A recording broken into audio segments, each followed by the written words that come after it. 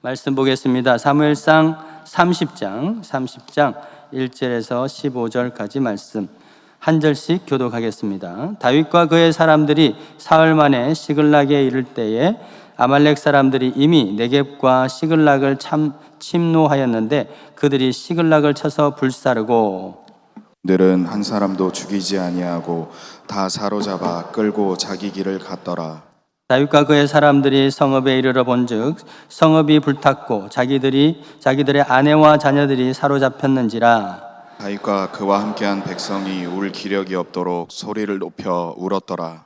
다윗의 두 아내 이스라엘 여인 아히노암과 갈렙 사람 나발의 아내였던 아비가일도 사로잡혔더라. 백성들이 자녀들 때문에 마음이 슬퍼서 다윗을 돌로 치자 하니 다윗이 크게 다급하였으나 그의 하나님 여호와를 힘입고 용기를 얻었더라. 다윗이 아히멜렉의 아들 제사장 아비아달에게 이르되 원하건대 에봇을 내게로 가져오라. 아비아달이 에봇을 다윗에게로 가져가서 다윗이 여호와께 묻자와 이르되 내가 이 군대를 추격하면 따라잡겠나이까 하니 여호와께서 그에게 대답하시되 그를 쫓아가라. 내가 반드시 따라잡고 도로 찾으리라. 이에 다윗과 또 그와 함께한 600명이 가서 볼솔 시내에 이르러 뒤떨어진 자를 거기 머물게 했으되 곧 피곤하여 부솔 시내를 건너지 못하는 200명을 머물게 했고 다윗은 400명을 거느리고 쫓아가니라. 무리가 들에서 애굽 사람 하나를 만나 그를 다윗에게로 데려다가 떡을 주어 먹게 하며 물을 마시게 하고 그에게 무화과 뭉치에서 뗀 덩이 하나와 건포도 2송이를 주었으니 그가 밤낮 사흘 동안 떡도 먹지 못하였고 물도 마시지 못하였음이니라. 그가 먹고 정신을 차리매 다윗이 그에게 이르되 너는 누구에게 속하였으며 어디에서 왔느냐 하니 그가 이르되 나는 애굽 소년이요 아말렉 사람의 종이더니 사흘 전에 병이 들매 주인이 나를 버렸나이다. 우리가 그렛 사람의 남방과 유다에 속한 지방과 갈렙 남방을 침노하고 시글락을 불살랐나이다. 다 같이 보겠습니다. 다윗이 그에게 이르되 네가 나를 그 군대로 인도하겠느냐 하니 그가 이르되 당신이 나를 죽이지도 아니하고 내 주인의 수중에 넘기지도 아니하겠다고 하나님의 이름으로 내게 맹세하소서. 그리하면 내가 당신을 그 군대로 인도하리이다 하니라. 아멘. 부솔의 법칙이라는 제목으로 함께 말씀을 나누겠습니다. 블레셋 가드왕 아기스가 이스라엘 사울과 싸우기 위해서 출정합니다. 아벡의 모든 군사들을 모으죠. 다윗의 600명의 군사도 열애하지 않습니다. 오라고 합니다. 이것은 다윗에게 굉장히 심각한 위기에 해당됩니다. 왜냐하면 이대로 블레셋의 봉신이 되어가지고 이스라엘과 전투에 참여를 하게 되면 다윗이 이스라엘의 왕이 될 수 없기 때문에 그렇습니다. 이때 하나님은 기가 막힌 묘수로 다윗을 위기에서 빼내죠. 블레셋의 그 수령들을 부추겨서 다윗을 돌려보내게 하는 것입니다. 오늘 말씀 4절을 한번 보시면 4절에 보면 다윗의 사람들이 다윗의 28장 4절에 보면 29장 4절에 보면 이 다윗의 사울의 수령들이 다윗이 자칫 자기들의 대적이 될 수 있다라고 말하고 있는 것입니다. 이 방백들은 다윗에 대해서 심한 표현을 쓰죠. 대적이 된다. 이 대적의 히브리어가 뭔지 아십니까? 사탄입니다. 사탄은 우리의 대적자죠. 하나님의 대적자인 것입니다. 다윗이 자기들에게 사탄이 된다. 자기들 입장에서는 사탄이라고 말할 수 있는 것입니다. 그래서 아기스 왕은 하는 수 없이 다윗과 군사들을 돌려보냅니다. 시글락에서부터 사흘 길을 걸어서 아벡까지 갔다가 가자마자 다윗 일행은 쫓겨나서 다시 회군을 하게 되죠. 아벡에서 시글락까지의 거리가 한 100km 가까이 됩니다. 100km를 갔다가 다시 100km로 돌아왔으니까 지난 6일 동안 200km를 꼬박 행군을 했습니다. 저는 군 생활하면서 20km짜리 야간 행군을 2번 했었죠. 보통 공수부대 출신 있으십니까? 혹시 공수부대 출신들은 몇 킬로? 100km 행군을 하는데 사흘을 꼬박 밤낮으로 행군을 합니다. 무거운 군장과 소총을 메고 딱딱한 군합발로 이렇게 100km 행군을 하게 되면 그 발이 짓무르고 터지게 되는 것이죠. 그래서 웬만한 정신력으로는 힘들다고 해요. 그래서 또 잠도 오고 하니까, 그래서 결국 나중에는요 길을 걸어가면서 잠을 잔대요. 뭐 그런 이야기도 하더라고요. 저는 안 해봐서 모르겠는데 저는 딱 20km짜리 좀 짧게 했습니다. 근데 이 다윗의 군사들은 오늘 이 공수부대 또 특수부대보다 더 빡세게 2배 이상 행군을 합니다. 200km를 한 거죠. 신발도 뭐 튼튼하겠습니까? 군화는 그래도 튼튼하기로 하지, 이분들은 샌들 같은 거 신고 그 뜨거운 광야길을 6일 동안 꼬박 걸어온 것이죠. 이렇게 힘든 여정을 마치고 시글락에 도착했을 때 그들의 소망은 무엇입니까? 그래도 힘들어도 돌아가면 가족이 있다, 가족을 볼 수 있지, 처자식을 볼 수 있지, 그 희망 가지고 왔습니다. 그런데 돌아오 보니까 지난 일주일 사이에 아주 끔찍한 일이 시글락에서 발생한 것입니다. 남자들이 없는 사이를 틈타서 아말렉 사람들이 쳐들어와서 이 성을 쑥대밭으로 만들고 처자식들을 다 데리고 가버린 것입니다. 아말렉은 아라비아 지방에 있는 사막의 도적들입니다. 말하자면 하이에나와 같은 그런 존재들이죠. 바로 그 광경을 목격한 다윗 일행들은 울 기력도 없을 만큼 소리 높여 웁니다. 울다가 더 이상 울지 못할 정도로 그렇게 울었던 것이죠. 그러니까 몸도 지쳐 있는데 마음도 완전히 탈진하게 된 상태입니다. 한참 울던 백성들은 이제 누군가에게 원망을 풀어야 되죠. 다윗에게 분노를 풉니다. 이런 거죠. 우리가 이런 꼴 보려고 지난 10년 동안 당신을 따라다닌 줄 아냐 하는 그런 마음으로 돌을 들고 다윗을 치려고 했던 것입니다. 다윗의 군사들이 어떤 사람들입니까? 다들 원통하고 한이 많고 또 분노가 있는 사람들, 억울한 사람들입니다. 이런 분들은 잠깐 마음이 또 치료가 되었다가도 또 어떤 사건이 일어나게 되면 금세 또 욱 하면서 그 분노를 폭발하는 그런 경향성들을 보게 되는 거죠. 상처가 많기 때문인 것입니다. 자, 백성들의 이 행동에 다윗은 6절에 보면 크게 다급하였다라고 하는 표현을 씁니다. 짜라르라는 표현을 쓰는데 바로 이 표현은 얼마 전에 지난 시간에 사울이 보여준 그 표현과 동일한 것입니다. 28장 15절에 보면 사울이 그 사무엘의 혼령에 사로잡혀 있는 엔돌의 무당을 찾아가지 않습니까? 그 무당을 찾아간 이유가 뭐냐? 내가 심히 다급하였다, 내가 심히 짜라를 하였다. 그 표현이요 똑같습니다. 지금 다윗이 심히 다급한 거나 크게 다급한 거나 또 사울이 심히 다급한 거나 히브리어로는 똑같이 쓰고 있습니다. 그런데요, 이 똑같이 다급한 상황인데 그 두 사람이 보여준 행동은 각각 달랐다 하는 것이 대조적인 모습이죠. 사울은 누구를 찾아가죠? 엔돌의 무당을 찾아갔습니다. 그런데 오늘 다윗은 누구를 찾습니까? 그때 하나님 여호와를 찾습니다. 그에 따라서 결과도 대조적이죠. 무당을 찾아간 사울은 그녀를 통해서 좌절과 절망적인 답을 받고 시름에 빠지게 됩니다.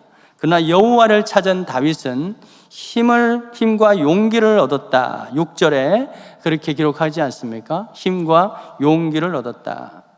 힘과 용기를 얻었다는 것은 다윗도 지금 지칠 대로 지쳐 있다는 것을 말합니다. 다윗도 다른 사람과 똑같이 200km를 행군했습니다. 그가 병사들 두고 말 타고 왔겠습니까? 이때는 말도 없었어요. 자, 똑같이 걸어왔습니다. 다윗도 지금 두 아내를 빼앗긴 상태죠. 상황이 똑같습니다.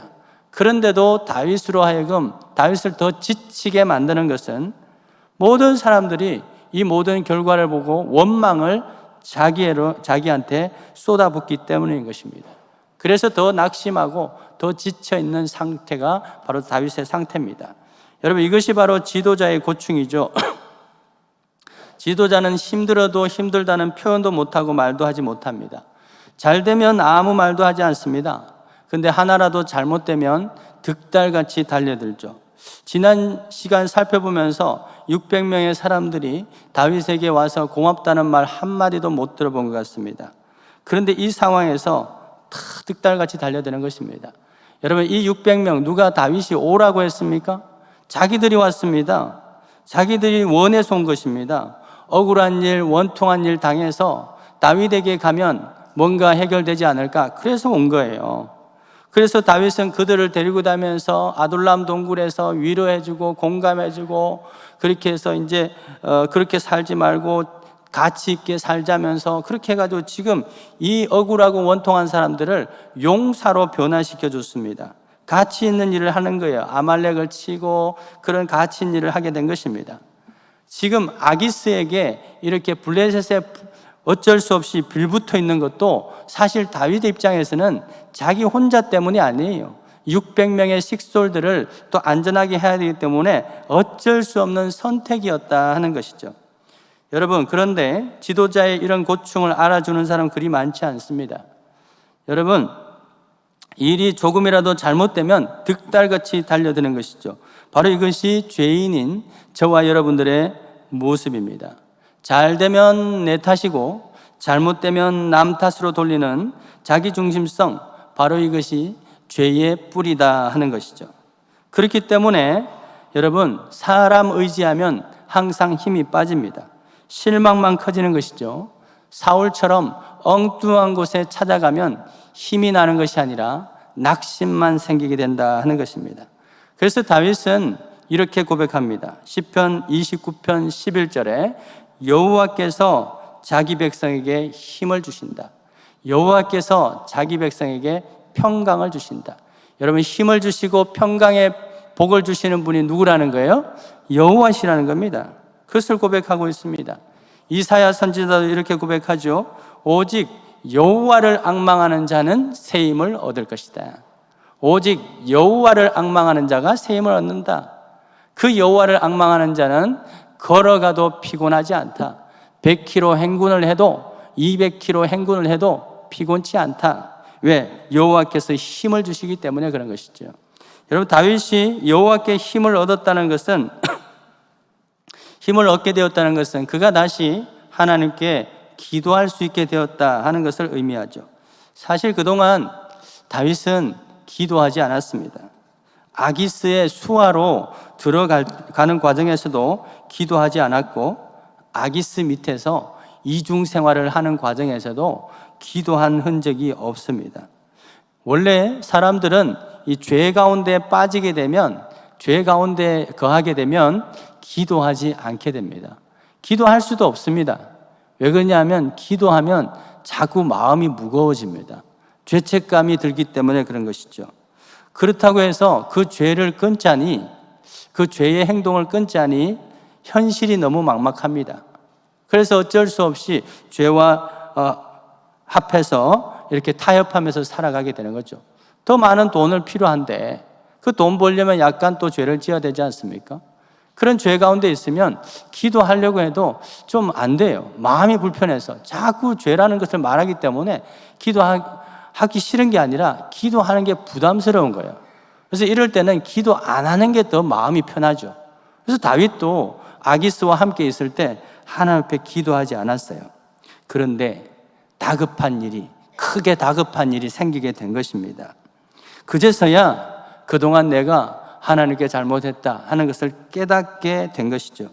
다윗도 다급한 일을 당하자 그동안의 잘못을 깨닫게 된 것입니다. 백성들이 돌을 들고 던지려고 했을 때, 그 다급한 순간이 되었을 때 다윗의 신앙의 양심이 다시 깨어나게 되었다 하는 것입니다. 그래서 본래 여호와를 찾던 모습으로 돌아오게 된 것이죠. 사랑하는 여러분, 하늘 높은 줄 모르고 올라가는 그런 인생, 열심히 달려가는, 성공만을 위해서 달려가는 인생을 살다가 어느 날 다급한 상황에 처했을 때 두 가지 양상을 보입니다. 사울처럼 무당을 찾아가면서 또 엉뚱한 것을 찾아가면서 하나님과 더 멀어지는 사람이 있는가 하면 바로 그 다급한 순간에 하나님께 돌아오는 사람들이 있다 하는 것이죠. 여호와께 힘과 용기를 얻는다는 것은 바로 이런 것입니다. 우리의 다급한 일을 당하면서 우리의 죄를 깨닫고 또 회개하면 주님께서 우리에게 다시 힘을 주실 것이다, 다시 도와주실 것이다, 그 확신이 설 때 우리는 다시 힘이 생기게 된다 하는 것이죠. 이번 가을에 우리가 만나고 찾아야 할 대상들이 바로 이런 분인데요, 과거에는 주님과 가까웠지만 지금은 코로나로 또는 여러 가지 어떤 상황으로 주님과 소통이 끊어지신 분들이 있을 것입니다. 그분들 중에는 아마도 지금 여러 가지 다급한 일을 만나서 불안과 염려 가운데 지쳐 있는 분들이 분명히 있을 것입니다. 그분들을 그대로 두면 사울처럼 주님과 더 멀어질 수도 있습니다. 엉뚱한 것을 찾아갈 수 있죠. 그래서 더 큰 절망과 낭망에 빠질 수도 있는 것입니다. 이 아름다운 가을에 그분들이 다시 주님을 힘입고 용기를 얻을 수 있게 하는 그 일에 우리 모두가 집중할 수 있기를 축원드립니다. 여러분, 이 일은 교회가 하는 일들 가운데서 하나님이 가장 기뻐하시는 그런 일인 줄 믿습니다. 사람들은 배부르고 편안하면 마음이 느긋해집니다. 너그러워지죠. 그러나 몸이 지치고 또 마음이 힘들어지면 마음이 속이 좁아집니다. 여러분, 그런 점에서 오늘 이 다윗의 용사들의 마음이 지금 좁아져 있는 거 일면 이해가 됩니다. 지칠 대로 지쳐 있는 것이에요. 근데 쉬지도 못하고 아말렉을 또 추격해야 되니까 얼마나 힘들고 짜증나겠습니까? 근데 이 상황에서 낙오자가 생긴 겁니다. 600명 중에서 3분의 1에 해당되는 200명의 사람이 아이고 나는 못 가겠어요 하고 뒤로 소위 나자빠진 거죠. 뒤로 그냥 포기한 겁니다. 난 더 이상 못 가 하는 겁니다. 군대에서 우리 여성분들은 잘 모를 수도 있겠네요. 군대에서 행군을 할 때는 항상 뒤에 뭐가 따라오느냐, 의무대 후송 차량이 항상 따라옵니다. 행군을 하다가 이 쓰러지는 병사가 발생하게 되면 후송하기 위해서이죠. 다들 악으로 깡으로 100km 행군을 하고 있는데 누군가 그 차에 실려서 지나가는 것을 딱 보게 되면 아이고 어쩌나 저 참 안 됐네 이런 생각보다는 아이고 좋겠다 쟤는 차 타고 가네 이런 생각이 먼저 들어요. 그렇지 않습니까? 이 생각이 먼저 듭니다. 그 순간 군인들의 사기가 확 꺾이게 되는 겁니다. 나는 지금 악으로 깡으로 이렇게 가고 있는데 아유 쟤는 차 타고 가네 좋겠다 나도 쓰러질까? 뭐 이런 생각이 확 드는 것입니다. 여러분, 부솔 시내에 머물게 된 200명을 보면서 나머지 이 400명도 동일한 마음이 들지 않았을까 하는 것이죠.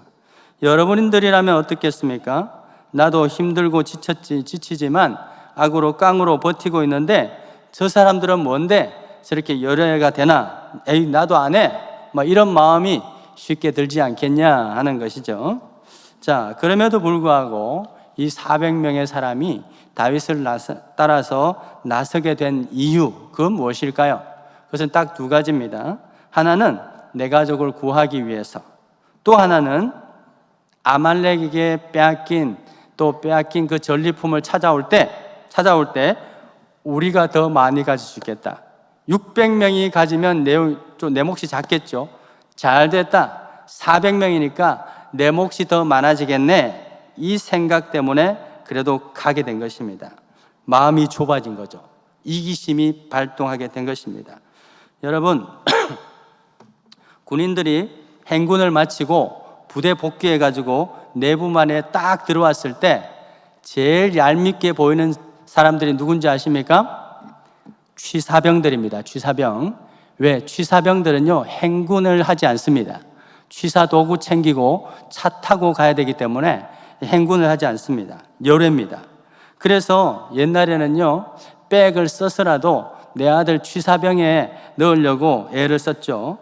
사람들이 힘들고 지치면 속이 좁아집니다. 그래서 행군 마치고 돌아온 복귀한 날 밤은요, 취사병 혼자서 너 행군 안 했지? 너 혼자 오늘 밤에 불침번 독박 써 하고 독박을 세우는 거예요. 그래서 그래야 조금이라도 용서가 되기 때문이죠. 이런 사람을 보고 취사병이 아니라 치사병이다라고 말합니다. 사람이 지치고 힘들어지면 치사해지는 겁니다. 그래서 독박을 세우는 거예요. 아말렉과 전쟁에서 대승을 거둔 다윗과 400명은 전리품을 가지고 돌아왔습니다. 부솔 시내에 머물러 있던 그 200명의 사람들이 그들을 맞이하죠. 그런데 이 400명의 얼굴에 별로 미소가, 웃음기가 없습니다. 왜? 전쟁에 참여하지 않은 200명의 사람들을 보면서 얄미웠던 것입니다. 자, 이런 상황에서 다윗의 이 처분이 그들의 분노를 폭발시킵니다. 다윗이 뭐라고 말하죠? 이 전리품을 그들과도 똑같이 나누라는 것이죠. 나고자들에게도 똑같이 주라고 말하는 것입니다. 그래서 일부 병사들은 불복종합니다. 절대 그럴 수 없습니다. 똑같이 나누라니요? 라고 말하죠. 그냥 저 사람들은 한 일도 없으니까 각자 우리가 데리고 온 저 자식만 데리고 떠나게 하십시오 라고 말합니다. 정말 치사해진 겁니다. 속이 좁아진 것이죠. 22절에 그들에 대해서 성경은 뭐라고 표현하고 있습니까? 22절에 보면 악한 자와 불량배라고 말합니다. 악한 자와 불량배. 여러분 생각은 어떠십니까? 여러분 생각은 어떠십니까? 과연 이들이 참 악하고 불량하다라고 할 만큼 지나친 주장을 한다고 생각하십니까?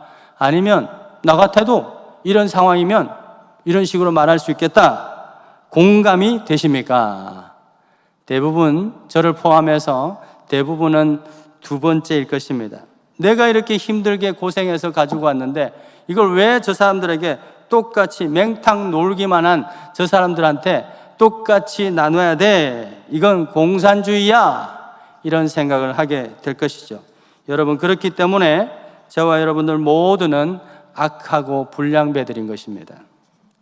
이기심으로 가득한 죄인이라는 것이죠. 바로 오늘 이 사건은 우리의 그런 모습들을 적나라하게 보여줍니다. 그렇다면 왜 이들이 악하고 불량배들인가? 한 세 가지 이유를 제가 살펴드리겠습니다. 첫째, 이 전쟁은 철저히 하나님 홀로 하셨습니다. 아말렉을 추격할 수 있는 그 지름길을 인도해준 애굽 사람을 만나게 하신 분도 하나님이시고, 다윗이 아말렉에게 도착했을 때 그들이 섣부른 승리의 기쁨에 취해가지고 먹고 마시고 춤추다가 골아떨어지게 하신 분도 하나님이십니다. 그래서 23절을 보십시오. 23절을 보면 다윗이 이렇게 말하죠. 내 형제들아, 여호와께서 우리를 보호하시고 우리를 치러 온 군대를 우리 손에 넘기셨다. 저들에게는 줄 수 없다라고 한 그 사람들에게 이렇게 말한 것입니다. 여호와께서 하셨다는 것이죠. 그래서 오늘 이 본문을 꼼꼼히 읽어보시면 이 전쟁 가운데 400명의 용사들이 뭔가를 역할을 한 기록이 전혀 없습니다.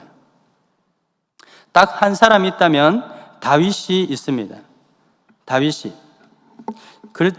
하나님의 조력자 역할을 감당했을 뿐이죠. 400명의 이 한 일이라고는 하나님과 다윗이 한 것을 뒤처리한 것뿐입니다. 그 약탈당했던 것을 도로 찾아오는 일 말고는 한 게 없다는 것이죠. 사실 이러한 것은 이 400명들도 인정하고 있습니다. 20절 보실까요?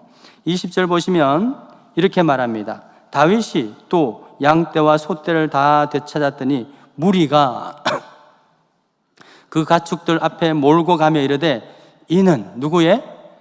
우리 아니고 다윗의 전리품이다 라고 자기들도 인정하고 있는 거예요.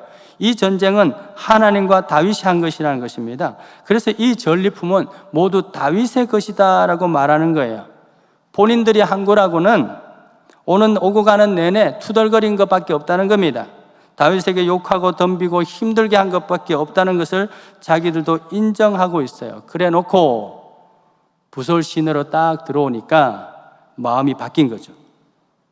자기들도 대단한 기여를 한 것처럼 착각에 빠진 것입니다.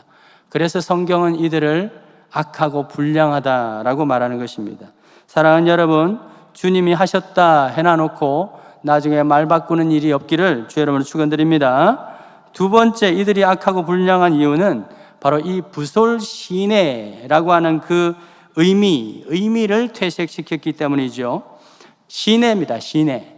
자, 시냇물. 성경에는요, 두 가지 물이 나오는데, 하나는 웅덩이의 물과 우물물 같은 그런 물이 나옵니다. 이것은 고난을 상징합니다. 왜냐하면 그것을 파기 위해서는요, 이 물 없는 광야에서 그걸 파려면요, 100m 이상 파야 되는 것이죠. 그래서요, 사마리아 여인을 예수님께서 어디서 우물가에서 만나죠. 그것은 그 여인의 고난을 상징하는 배경인 것입니다. 그런데 샘물이나 이 시냇물은 그럴 필요가 없습니다. 샘물은 땅에서 솟아나죠. 시냇물은 하늘에서 쏟아내리는 그 빗물, 빗물이 시냇물을 이루게, 강물을 이루게 되는 것이죠. 이런 모든 것들은 내 노력이 없습니다. 공짜인 것이죠. 그래서 하나님의 은혜를 상징합니다. 그래서 대표적으로 시편 23편에 보면 여호와는 나의 목자시니 나를 푸른 풀밭 쉴만한 우물가가 아니라 어디요? 쉴만한 물가로 이렇게 표현하는 이유도 바로 거기 있는 것입니다. 우물가도 물만 좋잖아요. 그런데 시적으로 안 맞다는 거죠. 왜? 우물은 고난을 상징하기 때문에, 물은 뭐죠? 시냇물은 은혜를 상징하기 때문에 그런 것입니다. 더욱이 지금 이곳은 시내이면서 부솔 시내입니다. 부솔 시내. 이 부솔의 뜻이 뭐냐? 바샤르한테 나왔는데, 바샤르에서 나왔는데요. 이 바샤르는 어떤 의미냐? 좋은 소식, 기쁜 소식을 전하다입니다. 그러니까 뭐예요? 복음을 전하다, 동사 전하다입니다. 자, 그것이 바로 부솔 시내의 의미인 것이죠. 200명의 사람들 부솔 시내가에 머물면서 400명이 가지고 올 그 기쁜 소식을 기다렸습니다. 그게 바로 부솔인 것이죠. 어쩌면 그들이 안전하게 돌아오기를 철야 기도를 하면서 기다렸을 수도 모릅니다. 분명히 나는 그랬을 거라고 생각합니다. 그런데 그들이 돌아와서 전한 소식이 뭐예요? 전리품 너희들 몫은 없어. 너희들은 처자식만 우리가 데리고 왔으니까 처자식만 데리고 나가. 여러분, 이것은 기쁜 소식이 아니라 심판의 소식이죠. 이것은 너희들을 이제 왕따시키겠다, 너희들은 우리 무리에서 추방시키겠다 하는 소식입니다.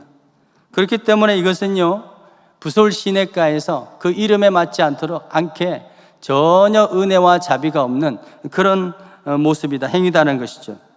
부솔의 의미를 퇴색시키고 있는 것입니다. 그래서 이들을 보고 불량하고 악하다라고 하는 것이죠. 사랑하는 여러분, 주님의 몸인 이 교회의 의미를 퇴색시키는 일이 없기를 주의 이름으로 축원드립니다. 세 번째로, 그들이 악하고 불량한 이유는 하나님의 공의를 왜곡시켰기 때문이죠. 여러분, 하나님 나라는 공산주의가 아닙니다. 그렇다고 해서 민주주의도 아닙니다. 하나님 나라는 오직 사랑과 공의의 법칙으로 통치되는 거룩한 나라이죠. 오늘 다윗은 바로 그 법칙을 가르쳐 주는 것입니다.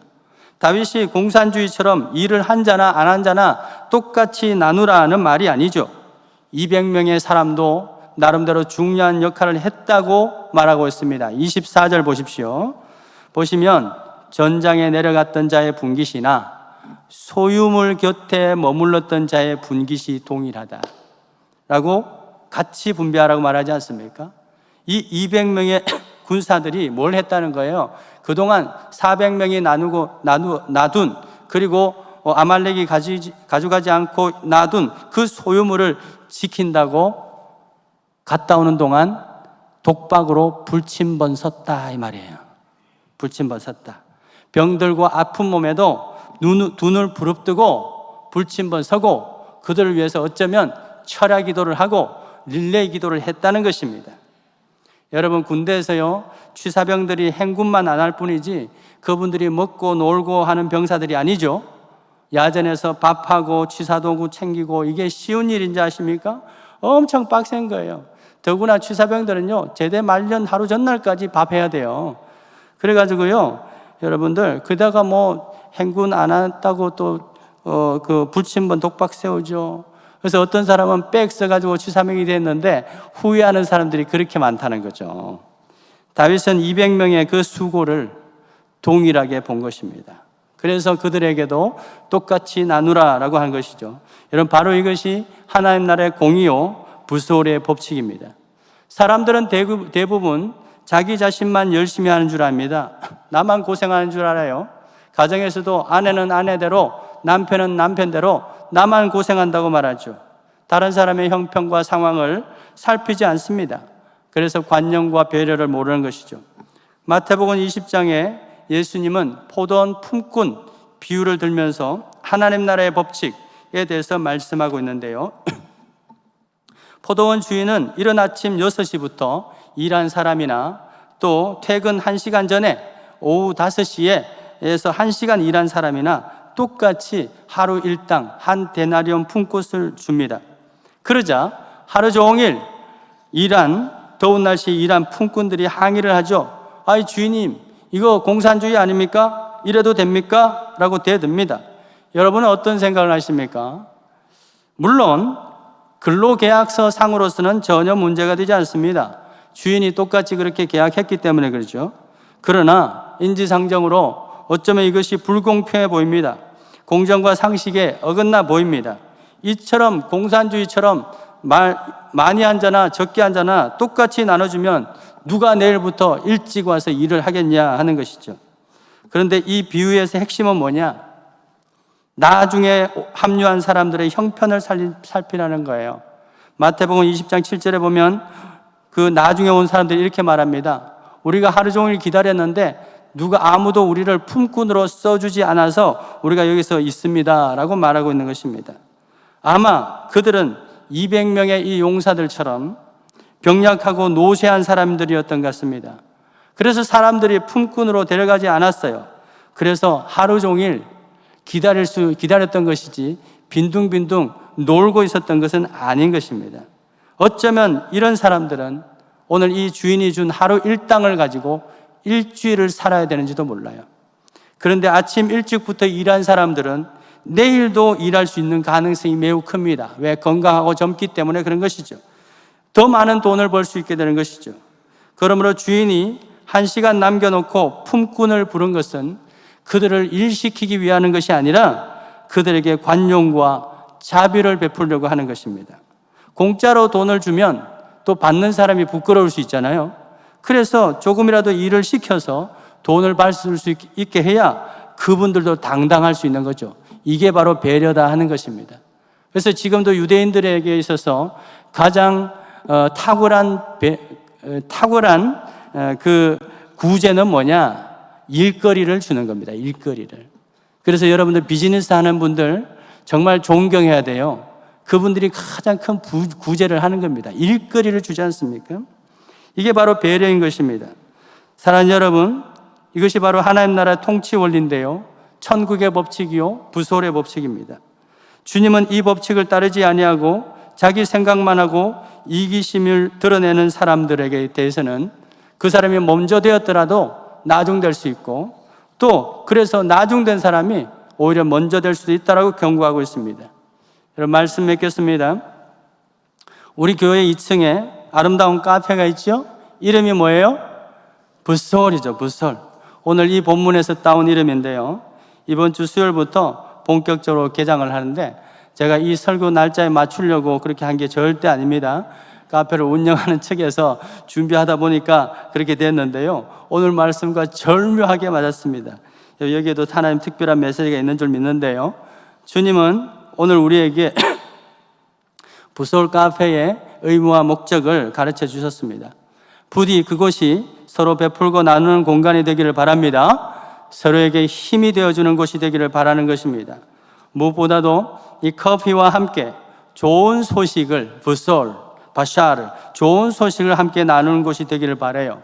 세상살이에 지쳐있는 영혼들에게 커피와 함께 그리스도 예수의 그 복음을 나누는 쉴만한 물가가 되기를 소망하는 것입니다. 여러분, 부설 카페에 법칙이 하나 있는데 그곳에는 외부 음료 반입은 적극적으로 환영합니다. 스타벌레 커피 가져오셔도 되고 99 플러스 1다방 커피 가져와도 마셔도 됩니다. 그런데 하나의 법칙은 뭐냐면 악하고 불량한 대화는 절대 사절입니다. 이것이 바로 우리 부솔 카페의 우리 교회 부솔의 법칙입니다. 사랑하는 여러분, 우리 교회가 이 커피 향기와 함께 예수 그리스도 복음의 향기로 가득한 교회 될 수 있기를 주의 이름으로 축원드립니다.